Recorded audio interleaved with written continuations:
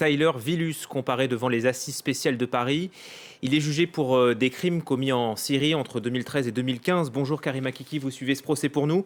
L'accusé a 30 ans et il est l'un des piliers de l'organisation djihadiste. Oui, c'est le premier djihadiste français qui sera jugé pour des crimes perpétrés en Syrie. Tyler Villus alias Abu Hafs est poursuivi pour direction de groupement terroriste, fait assez rare pour le signaler. C'est un chef, la justice le considère comme un chef, association de malfaiteurs, meurtre en bande organisée. Et l'ombre des attentats du 13 novembre 2015 va planer tout au long de cette semaine de procès avec Tyler Villus.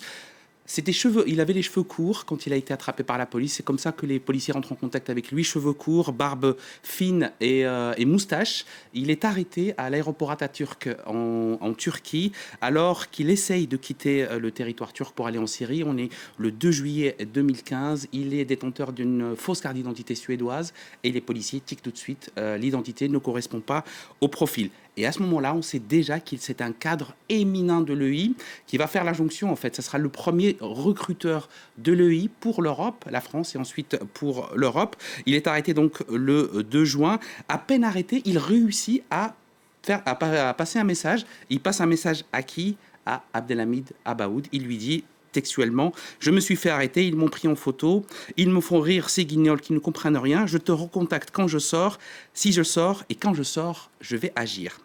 Alors, la justice a considéré que dès ce moment-là, il est en lien direct avec une entreprise terroriste. Il est en d'autres termes en train de préparer les attentats. À l'époque, si on se remet dans le contexte, il y avait une vague de départ en Europe depuis Paris et depuis Bruxelles massive, et les deux hommes étaient en lien direct pour justement préparer ces attentats.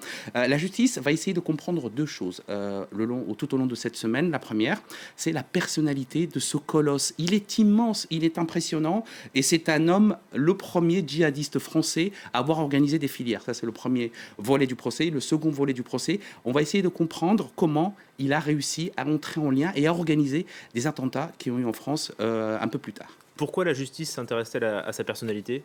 Sa personnalité est particulière. Il est décrit par les juges d'instruction comme charismatique, idéologue, une personnalité complexe. En d'autres termes, la justice considère que c'est un recruteur. Il est responsable de dizaines de départs depuis la France. C'est un communicant également de l'organisation de l'État islamique, un combattant. On l'avait vu sur une vidéo d'exécution de membres de l'armée syrienne libre exécutés par Daesh. Il est là, il harangue la foule et c'est un idéologue. Il a une place importante au sein de l'EI à ce moment-là. Fait assez exceptionnel pour également le dire. Il est considéré comme un pivot de toute la djihadosphère française qui ensuite va pouvoir faire des attentats, essayer de faire des attentats et ensuite recruter.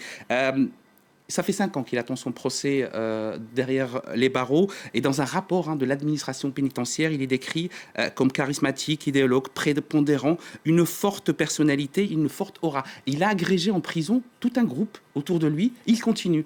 D'autres termes, sa personnalité est très importante parce qu'il est toujours très radicalisé. Il l'a dit à certains de ses co-détenus qu'il était prêt à faire d'autres attentats, ou en tout cas d'autres actions, dès sa sortie de prison.